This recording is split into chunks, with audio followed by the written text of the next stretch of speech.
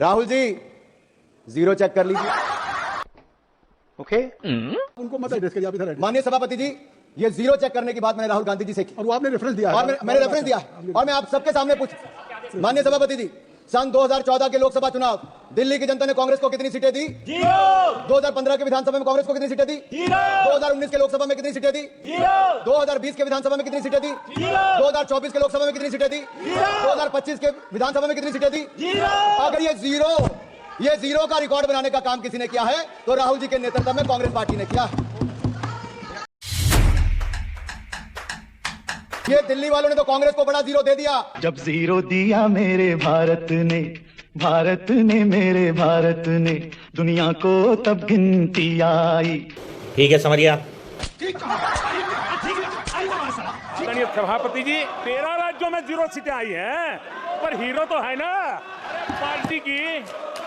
लुटिया तो दुबई है, पार्टी अभी भी सांसें तो ले रही है। सर मैं मध्य वर्ग पर टैक्स की बात कर रहा था। मेरा तो उस समय जन्म भी नहीं हुआ था, लेकिन 28 फरवरी 1970, सर मैं जून 1975 की बात नहीं कर रहा जब इंदिरा जी ने इमरजेंसी लगाई थी। जून 1975 वो तारीख जब जून की तपती गर्मी में सियासी पारा भी उफान पर था। इसी दिन प्रधानमंत्री इंदिरा गांधी ने देश में आपातकाल की घोषणा की।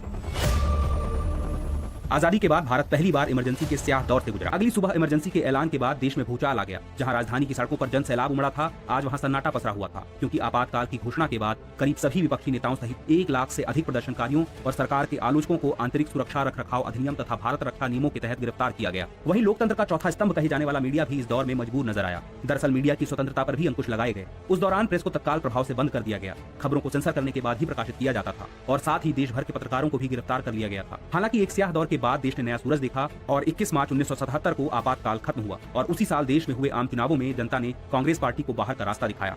मैं 28 फरवरी 1970 की बात करता हूं, जब इंदिरा गांधी जी ने बड़ी निर्ममता के साथ इस देश के सामने मिडिल क्लास पर टैक्स लगाने की घोषणा की।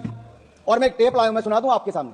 इंदिरा जी का भाषण सुनाऊं थोड़ा सा? क्या था सर? कांग्रेस चाहती है कि इंदिरा जी की टेप ना चले, नियम कहता है कि ना चले, लेकिन मैं आंकड़ा जरूर बताना चाहता हूं कि कैसे इंदिरा जी ने एक और तो इमरजेंसी लगाकर काला अध्याय दिया, लेकिन दूसरा 28 फरवरी 1970 को सरकार के टैक्स स्ट्रक्चर को देख लीजिए, जहां पर कमाई करने वाले जिनको दिन रात मेहनत करते थे उनको डायरेक्ट टैक्स 97.5% लगा दिया गया था। 97.5% टैक्स लगा दिया था। और सर मैं सुप्रिया जी से पूछना चाहता हूं, मनीष तिवारी जी और अन्य विपक्ष के नेताओं से पूछना चाहता हूं, उस समय का 97.5% टैक्स ठीक था या आज नरेंद्र मोदी जी की सरकार में जीरो टैक्स ठीक है?